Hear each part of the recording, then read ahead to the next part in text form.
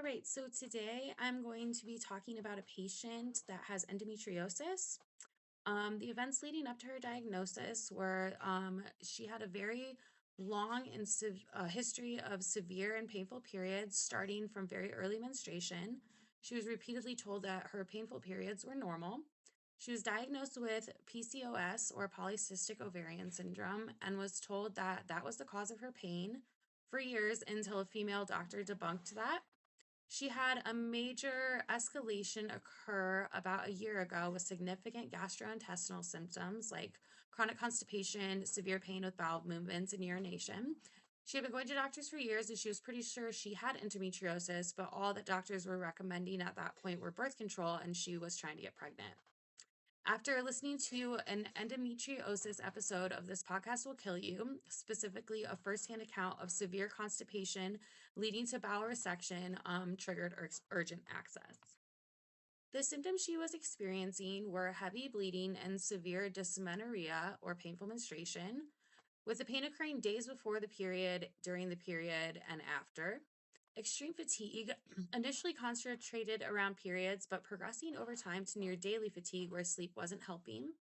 Random cramp like pain outside expected cycle timing and experiencing dyspareunia or pain with sex, severe enough to stop intercourse. The pain sometimes lasted for days afterwards. Urinary pain, especially with a very full bladder. Severe pain with bowel movements and chronic constipation symptoms that bled together with pelvic pain. Pain in atypical locations like her high right side near the appendix area, and ongoing inflammation related skin issues that were tangentially related. The patient underwent a lot of testing and treatments. They included ultrasounds and MRIs, but the patient stress limitation of endometriosis often has no clear imaging findings. Hormonal birth control, including IUDs, were used, and they were described as the gold standard, if not trying to conceive, but ultimately didn't control pain sufficiently. She did pelvic floor physical therapy, which stretching, moving, plus internal muscle relaxation, and some dry needling and acupuncture. Dry needling reduced the pain levels, but was described as extremely painful and traumatizing and not worth the emotional cost. She had several transvaginal ultrasounds a year, which she also described as traumatizing and not worth the emotional cost. After stepping back from the intensive medical care, the patient pursued lifestyle changes.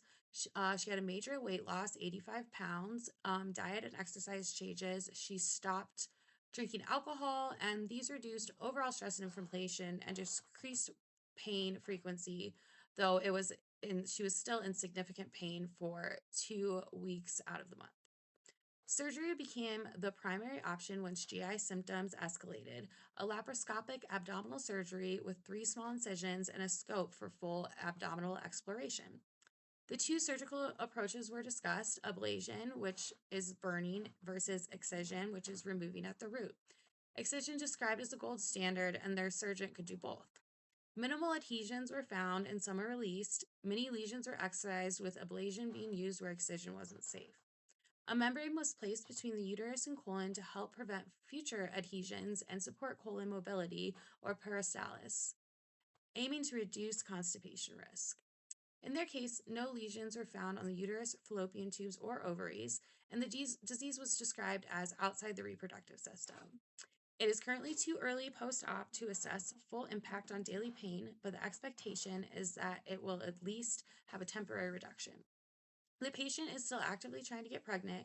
Therefore, some options like hormonal birth control and medically induced menopause or hysterectomy, which is a removal of the uterus, are not currently acceptable, though may be revisited later. Here we talk a little bit about how medical professionals in her life have treated her. Her early experiences were characterized by dismissal and minimization of period pain, being told that's normal.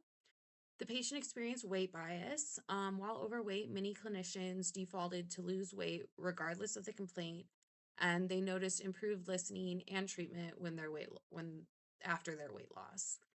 Because she had mentioned wanting to have kids, many clinicians focused narrowly on fertility rather than day-to-day functioning. IVF was offered as a solution even when the patient's goal was symptom relief and pregnancy. The patient had been told by multiple different doctors that because she had endometriosis, childbirth would be a breeze, because often endo pain is worse than childbirth, and people that have endometriosis often don't find childbirth to be particularly painful in comparison to what they've been through. She has also had four separate female OBGYNs tell her that she will probably not mind childbirth because of how much pain she lives in every day. A positive turning point came when her new OB and surgeon, who respected boundaries after the patient explicitly requested fertility not to be the focus, took a full history and collaborated on a detailed surgical contingency plan. Post op communication from the OB was thorough, with pictures, detailed explanation of lesions, and whether or not excised or ablated would be the call, and then a long follow up appointment. Some things that she would like future healthcare professionals to know about suffering from endometriosis is number one, it is not a reproductive disease. She thinks the biggest flaw in the way that medical professionals have been taught is to treat this like a disease of fertility in childbearing women. It is not, it is a whole body issue. Whether someone has active lesions or not, the disease is still there. She's had most of her lesions and adhesions removed, and she still has endometriosis. It will grow back, and she will still deal with other symptoms of having a chronic inflammatory disease. And she believes that they are missing so many more women by treating it like this. She thinks that using the normal pain scale should be completely done away with. Chronic pain is debilitating. It completely changes your perspective on things.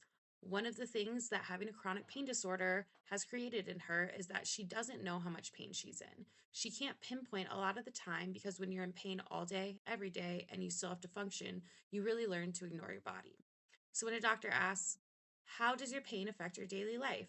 She feels like she can't answer that question successfully because she has been taught over time to ignore the way her body feels and ignore the signals it's been sending her.